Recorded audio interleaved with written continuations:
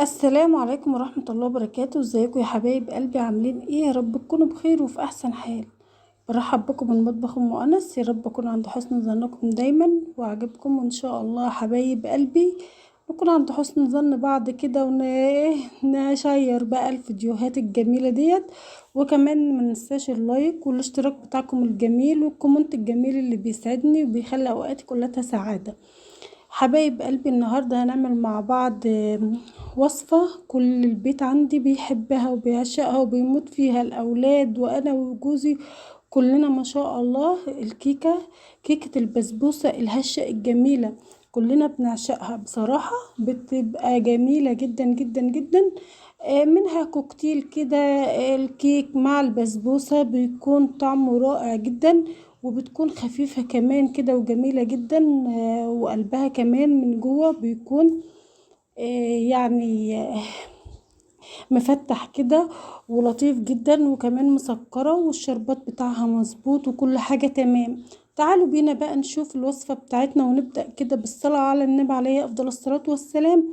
وبسم الله الرحمن الرحيم. وأول حاجة هجهزها معايا وهو السيرم، الشربات بتاع البسبوسة الكيكة اللي سموها حبايب قلبي.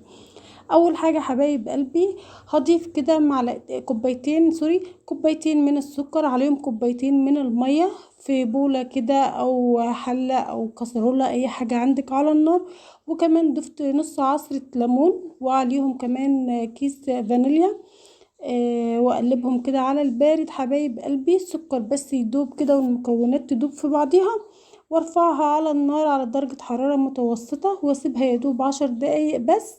بتكون جاهز معايا احلى شربات لكيكة البسبوسة اللي هتشوفوها معانا. والمقادير بتاعتها بتكون كالآتي حبايب قلبي زي ما انتوا شايفين كده.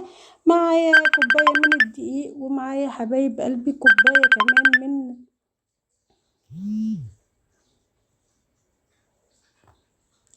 ومعايا حبايب قلبي كوباية من السكر. سوري، جالي رنة قطعت الفيديو، بس انا معاكم. حبايب قلبي، زي ما انتوا شايفين كده المكونات بتاعتنا سهلة وبسيطة جدا.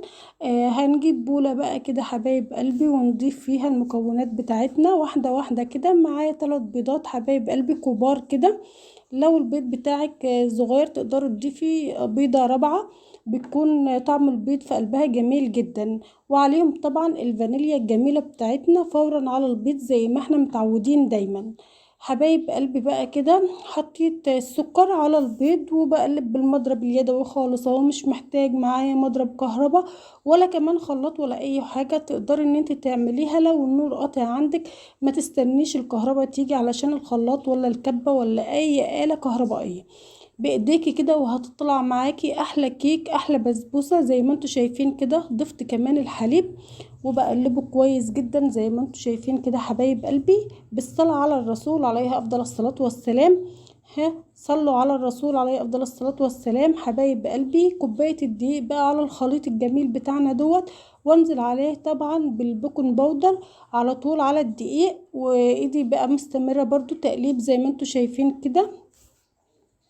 هتطلع معاكم احلى كيكة واحلى بسبوسة. ضفت كمان كوباية من السميط، السميط الجاهز، السميط السايب، اي الاكياس، اي سميط بسبوسة تقدروا تستعمليه.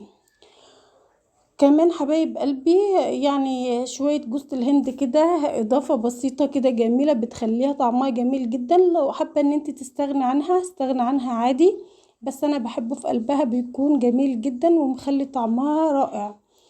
كده الخليط بتاعي بقى اتقلبته كويس. لما اندمج كل المكونات اللي احنا ضفناها مع بعض كده اندمجت كويس جدا وبقت بالسمك اللي انتوا شايفينه كده جميل. مفيش بعد كده كلام. لو وصلت معايا هنا للفيديو ما تنسيش اللايك والكومنت الجميل بتاعك، لما بقرأه كده بيشرح قلبي. ربنا يسعد قلوبكم دائما يا رب جميعا، ويوفقكم في حياتكم يا رب وينجحكم حبايب قلبي. كده حبايب قلبي ضفتها بقى في الفرن على درجة حرارة 180 درجة وسبتها. مش عارفة ايه اللي شغلني عنها، بس كانت هتتلهف مني، بس قلت لا اجري يا بنت الحقي. افتكرت ان انا حاطه حاجة في الفرن، طلعت جري. بس كانت جميلة جدا، ملحقتش طبعا تاخد لون غامق قوي من تحت، لحقتيها. تعالوا بقى يا حبايب قلبي، فور خروجها من الفرن كده شايفين البسبوسه بتاعتي بتشرب السيرم بتاعي اول باول على طول اهو. ده تعرفوا طبعا من نجاح البسبوسه، حتى البسبوسه العاديه اول ما تشرب السيرم بتاعك معاكي بسرعه كده تعرفي ان هي كده، بصي قطعه بسبوسه كده فوق الرائعه، جميله جدا. في الوقت ده حبايب قلبي ضفت السيرم بتاعها الجميل بعد ما كان برد طبعا، والبسبوسه او الكيكه زي ما تسموها لسه سخنه من الفرن، وقطعتها زي ما انتوا شايفين كده. وحابين بقى حبايب قلبي الزينة ديت على وش الكيكة او وش البسبوسة، اي مكونات للزواق عندك كده ما شرطش، مش حابة ان انت تزوقي خالص، مفيش اي مشكلة خالص. انا كان بقيت الجوز الهند بقى، جوز الهند حلوة، جوز هند، جوز الهند، مش عارفة جوز هند. المهم هند ما تكونش زعلانة معانا بقى، يعني بنجيب اسمها كتير وشغالين جوزها جوز هند. المهم حبايب قلبي بالمنظر الجميل ده زوقتها وقطعتها قطع زي ما انتوا شايفين كده حسب رغبتك بقى حبيبة قلبي. وطلعت منها بقى كمان حتة كده وحتتين كده، وما شاء الله بالصلاة على النبي، احلى كيكة احلى بسبوسة. دوت كده مع بعضه طعمه جميل جدا، خرافة، لونها جميل جدا. حاجة كده تجهزيها في ثواني لأطفالك. يعني بصوا عايزة اقول لكم، شفتوا الهشاشة بتاعتها وشفتوا كمان قلبها مفتح جدا وجميلة جدا.